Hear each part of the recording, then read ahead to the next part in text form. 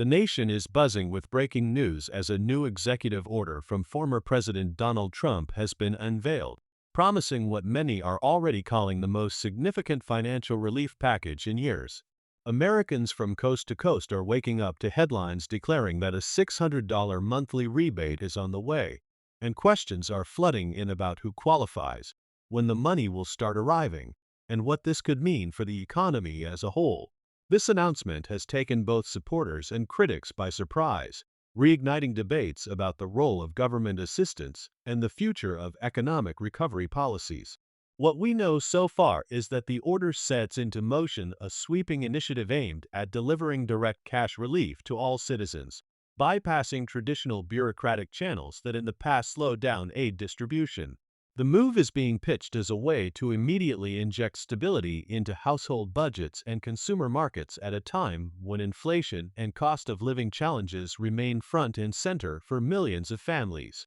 Early drafts of the order indicate that eligibility is broad, encompassing nearly every adult citizen, with very few restrictions. The central promise is straightforward: $600 deposited into personal accounts each month, automatically, without the need for complex applications or repeated verification processes. Unlike stimulus checks of previous years, this program is being structured as a recurring benefit, designed to provide consistency rather than one-off relief. Advocates say this could help millions cover essential expenses like rent, utilities, groceries, and healthcare costs, while critics warn that the plan's funding mechanisms remain unclear and could add pressure to the federal budget. Still, Trump's allies argue that the rebate will pay for itself by spurring consumer spending, which could in turn generate tax revenues and revitalize small businesses that continue to struggle in the post-pandemic economic landscape. The political reaction has been swift and intense. Supporters of Trump see the order as a bold, decisive move that underscores his continued influence on national policy, even outside of formal office. They are calling it proof that he remains a champion for the everyday American worker, unafraid to shake up established norms in order to deliver tangible benefits. On the other hand, detractors criticize the order as a populist maneuver that oversimplifies deeper economic issues, warning that a blanket monthly payout could fuel inflation rather than solve it. Some economists are cautiously optimistic, noting that a steady rebate program could reduce economic volatility by ensuring households have a predictable financial cushion. Others, however, are sounding alarms about the long-term consequences, drawing parallels to universal basic income debates that have divided policymakers for decades. Beyond the political sphere, the human reaction tells another story. Across social media platforms, people are sharing relief, excitement, and skepticism in equal measure. For many, the idea of $600 arriving every month feels like a lifeline after years of financial strain.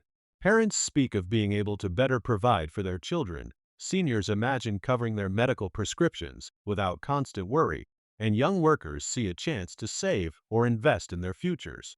Yet at the same time, skepticism lingers. Will the money actually arrive? Is this program sustainable or just a temporary headline? These questions echo across dinner tables and online forums alike, fueling both hope and doubt as Americans wait for the finer details to be clarified. At the heart of this order lies a broader vision, according to Trump's statements, of reasserting economic independence for American families. The language used in the official communication emphasizes fairness, opportunity, and empowerment. It frames the rebate as not just a handout, but as a return on the contributions citizens make to the nation through work, taxes, and civic engagement. The promise is clear: every American deserves a financial baseline of security, and this initiative is a step toward delivering it. Whether one sees this as pragmatic policy or political theater, its impact on the national conversation is undeniable.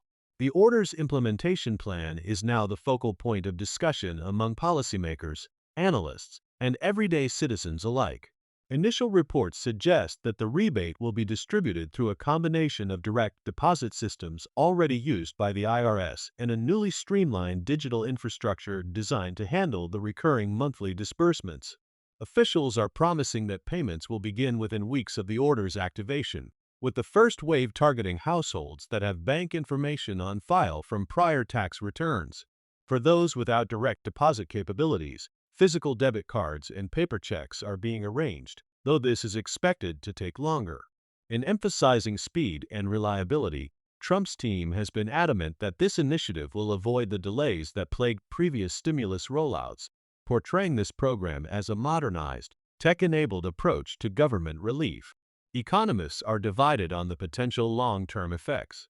On one hand, the infusion of cash could stimulate demand across nearly all sectors of the economy, particularly in retail, housing, healthcare, and services. Advocates argue that with consumers spending more freely, small and mid-sized businesses will see an immediate uptick in revenue, allowing them to hire more workers and invest in growth. On the other hand, critics caution that without corresponding adjustments to supply chains and production, the surge in demand could drive up prices, worsening inflationary pressures. This clash of perspectives has set the stage for a broader debate not only about the merits of the rebate, but about the future of economic policy in America. Some view this as an experiment that could pave the way for permanent universal income programs, while others see it as a risky gamble that could burden future generations with higher national debt. Amid this heated economic debate, the political implications cannot be ignored. Trump's supporters are framing the order as a masterstroke of populist leadership, showing that he remains deeply connected to the struggles of average Americans.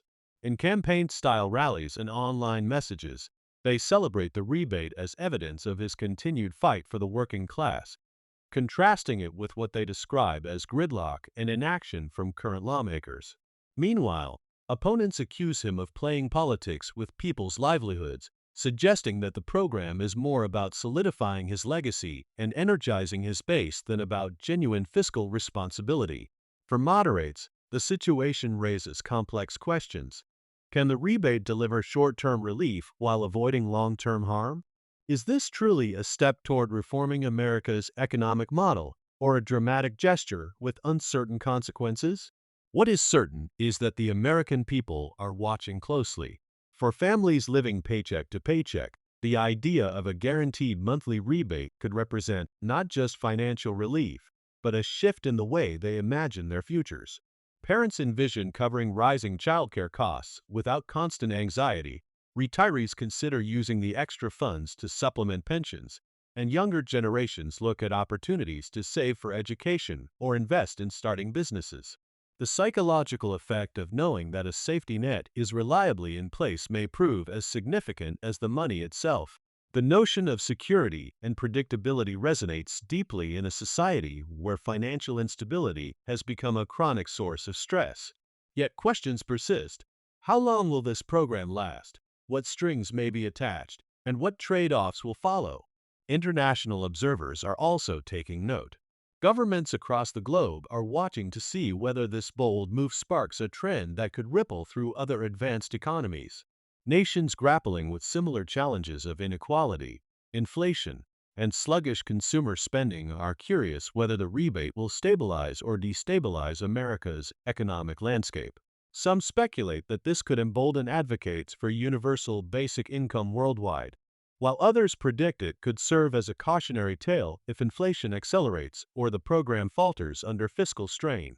The ripple effects of such a sweeping initiative extend far beyond America's borders, potentially influencing global debates on welfare, governance, and economic innovation.